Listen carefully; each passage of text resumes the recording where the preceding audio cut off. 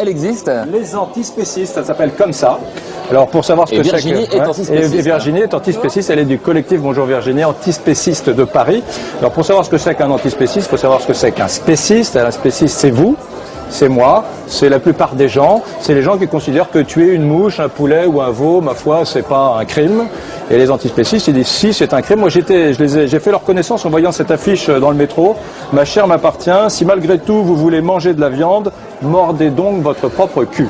Voilà un petit peu. Ils sont Alors, pas par rapport au racisme, le racisme, c'est considéré que certaines races sont supérieures à d'autres, et ça, on a compris que c'était pas le cas. Et maintenant, on est passé au niveau des espèces, c'est-à-dire le spéciste, c'est quelqu'un qui considère que l'espèce humaine est supérieure aux autres espèces animales. Tout à fait. Alors l'antispéciste, après on va passer à la parole à Virginie. L'antispéciste, et qui trouve que c'est pas bien, comme l'antiraciste. C'est pas bien. Il dit les révolutionnaires de 89 ont oublié le genre animal quand ils ont fait la déclaration des droits de l'homme et du citoyen. On est tous égaux et libres et égaux en droit. Eh ben, ils ont oublié le genre animal. C'est du moins ce que pensent les antispécistes.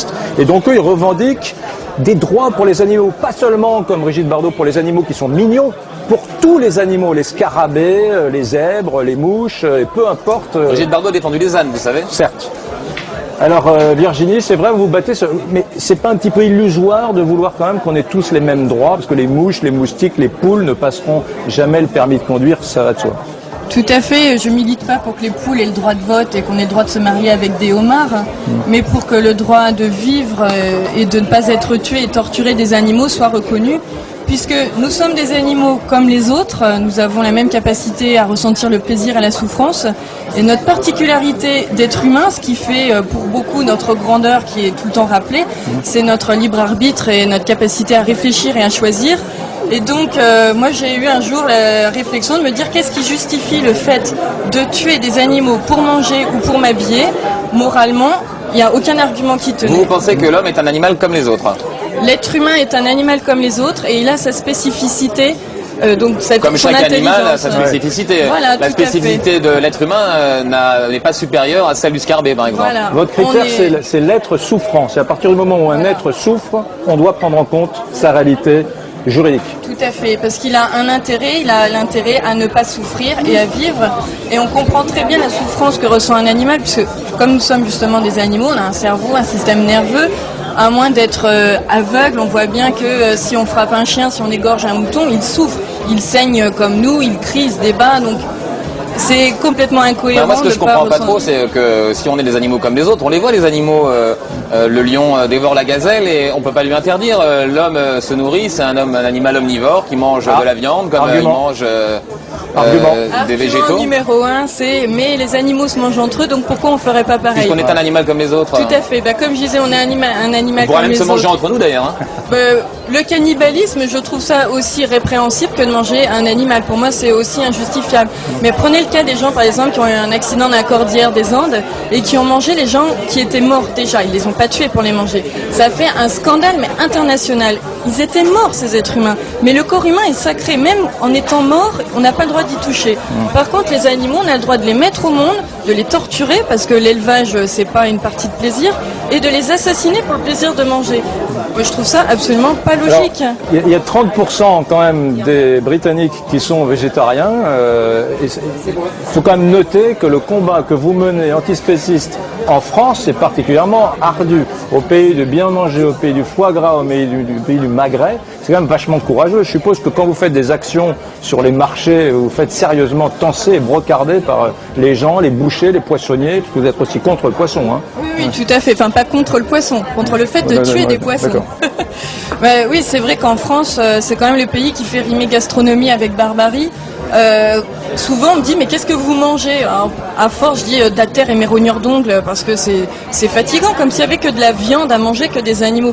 Il y a énormément de choses à manger et c'est clair que ça dérange aussi beaucoup de gens ce qu'on dit. Par exemple, tous les dimanches on tient une table de presse au marché Richard Lenoir et là dimanche il y a des policiers qui sont venus spécialement pour nous alors qu'il y a beaucoup d'autres... Vous devez être flatté malgré tout. Parce que vous n'êtes pas si nombreux à Paris d'avoir réussi à déplacer la police. Qui a fait la police. Tout à fait, quelque part c'est un peu... Mais moi j'ai un peu l'impression, enfin je mets pas, j'ai pas de raison de mettre en cause votre sincérité, mais on voit votre t-shirt là où ce matin donc un lapin, donc j'imagine avec sa clamonnette a démonté la gueule d'un chasseur, hein, un peu comme Gérard Lambert chez Renault. Non, simplement j'ai l'impression que c'est assez cérébral et c'est un peu une manière de jouer avec les idées parce que en pensant à ce que vous me dites, si réellement pour vous, j'ai pas de raison d'en douter, mais si un animal est comme un homme, quand vous passez devant une boucherie, ça voudrait vous faire le même effet que quelqu'un qui est spéciste comme moi et qui passe devant une boucherie où il y aurait des corps humains accrochés au croc de boucher. Et ça, j'y crois pas une seule seconde.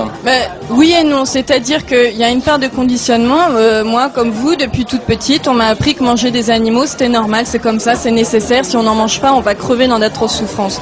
Et depuis tout le temps, je suis habituée, je mange avec des gens, mes collègues, ils sont pas végétariens, je vois de la viande sur la table, je vois des gens dans la rue, surtout que maintenant ça revient à la mode, avec des manteaux de fourrure. Alors, par moments, c'est super dur à supporter et j'ai envie de gueuler. La bonne femme qui est en face de moi dans le métro avec son manteau de fourrure, j'avais envie de lui mettre des claques. Le type qui porte un manteau de cuir et qui se croit super à la mode, j'ai envie de lui mettre un coup de pied aux fesses. Mais à un moment donné, je suis obligée de me censurer aussi. Ça serait pas intelligent de faire ça. Mon but, c'est d'informer les gens et qu'après ils choisissent. Parce que beaucoup de gens ne savent tout simplement pas qu'on peut vivre sans tuer d'animaux. Le seul truc qui me paraît un peu dangereux dans ce que vous dites, c'est effectivement de considérer que l'homme est un animal comme les autres, de mettre sur le même plan dans le règne animal. Je pense que c'est le point de départ, effectivement, qui ne protège plus l'homme et qui fait qu'on ne se reconnaît plus simplement avec un semblable et avec quelque chose de sacré, justement. Oui, c'est un argument qui est souvent avancé, c'est de dire, si vous dites que l'être humain est un animal comme les autres, on va traiter les êtres humains aussi mal qu'on traite les animaux aujourd'hui. Mais évidemment que mon but, c'est pas ça, c'est d'élever. Je suis différente d'une vache, d'un cochon, parce que justement je suis un être humain, j'ai la capacité de dire stop, je refuse la violence. Et il y a des différences biologiques que je ne nie pas, mais ça ne justifie pas de les tuer. La grand-messe... on va juste conclure parce que Eric, moi je trouve que vous avez une ressemblance avec Pampan, le petit lapin dans Bambi. Et je comprends qu'effectivement vous n'ayez pas envie qu'on fasse du mal à Pampan. Personne n'a envie qu'on fasse du mal à Pampan, c'est bien naturel. Mais pas parce qu'il est mignon, mais parce qu'il... Juste un mot sur le 25 février, ouverture de ce que vous devez considérer comme la grand-messe concentrationnaire, le salon de l'agriculture, dans 3 semaines. Tout à fait, le salon de l'agriculture, c'est le symbole... Oui, concentrationnaire, c'est quand même justement des glissements de vocabulaire qu'on aimerait éviter, donc croyez pas. Oui, mais alors parlez-leur des élevages hors sol dans les Côtes d'Armor. On en a déjà pas mal parlé, donnez votre rendez-vous. Oui, non, déjà, je suis contre l'élevage industriel ou mignon dans une petite ferme idéale, c'est sur le même pied d'égalité, mais donc bientôt le